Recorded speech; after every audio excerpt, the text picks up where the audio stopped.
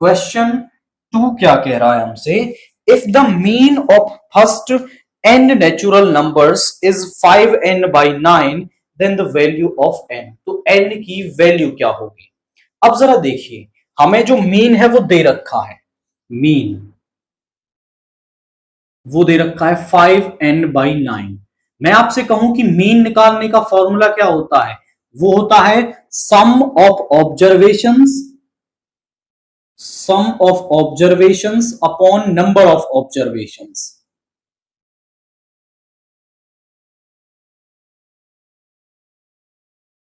कि जो भी हमारे पास ऑब्जर्वेशंस है उनका सम और नंबर ऑफ ऑब्जर्वेशंस हमें क्या करना होता है, डिवाइड करना होता है।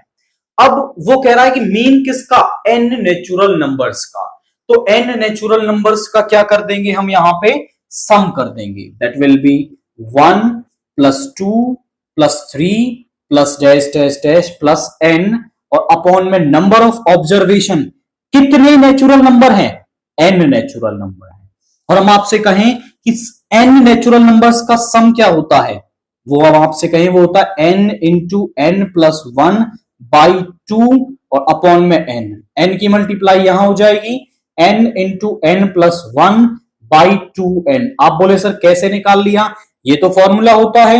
अगर आप चाहो तो एपी का भी यूज कर सकते हो। कैसे, क्योंकि यहां पे फर्स्ट टर्म है हमारी 1, कॉमन डिफरेंस क्या है, वो भी 1 है, 2 माइनस 1 इज 1।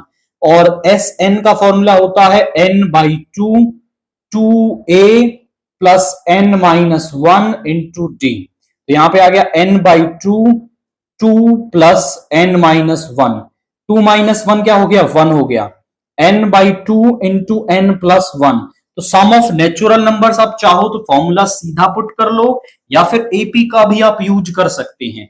अब देखो यहां पे एक मीन हमने निकाला है, एक क्वेश्चन में दे रखा है, क्योंकि है दोनों मीन तो आपस में इक्वल होंगे। तो हमारा जो मीन है वो आ रहा है, यहां n से n कैंसिल कर लो, n प्लस 1 बाई 2। तो जो हमारा मीन है वो आ रहा है n प्लस 1 बाई 2 और जो क्वेश्चन में दे रखा है वो आ रहा है 5n बाई 9। क्रॉस मल्टीप्लाई, यहां पे आ जाएगा 9n प्लस 9 और यहां पे आ गया 10n। 9n को इधर ले आओ तो यहां पे आ गया 10n minus 9n, n is equal to 9। तो जो n की वैल्यू है वो हमारे पास क्या आ गई है, 9 यहां पर आ गई है। क्वाइट सिंपल था, एक मीन क्वेश्चन में दे रखा है, एक हम निकाल रहे हैं। क्योंकि दोनों सेम डाटा के मीन है तो आपस में इक्वल होंगे और वहां से कंपेयर करके हमने इसकी वैल्यू निकाल दी है।